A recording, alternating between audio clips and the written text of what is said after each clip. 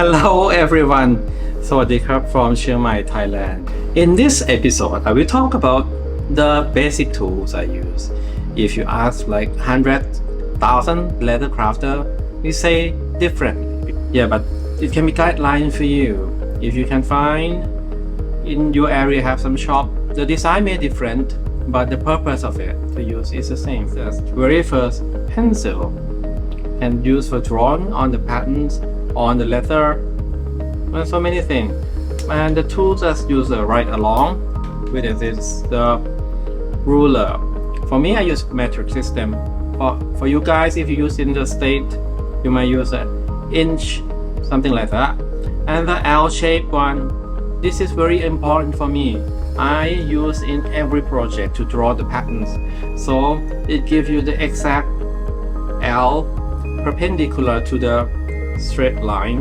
It helps your patterns to be straight unless you use computer. Depends.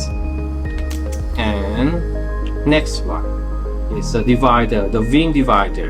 If you give the lines that the edge of the leather, the edge that have to be stitched, the seams of it.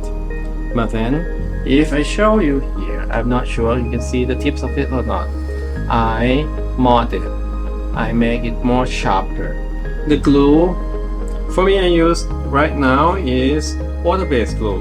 Also you can use the rubber glue, the adhesive one. Yes, and the glue applicator to apply glue to flatten the surface of the glue. Knife I use is just simply simple cutter one, but it is 30 degree.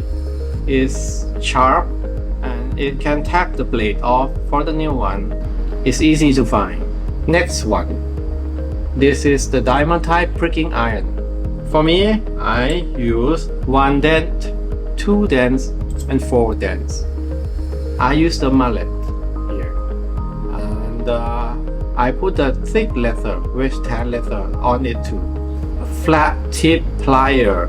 You can take the needles out of the leather, the project, and used to tack the blade, used in many purpose.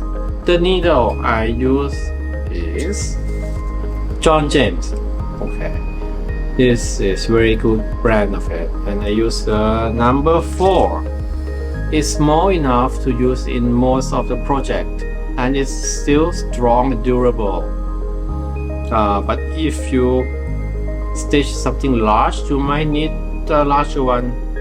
Depends. No worries.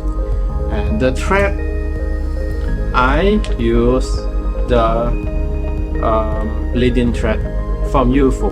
It is very good linen thread, look more natural and have wax on it.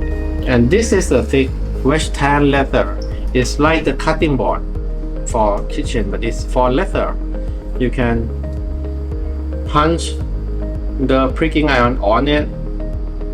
You not punch directly on your table. Your table will be like ruined. Lots of asteroid holes onto your table.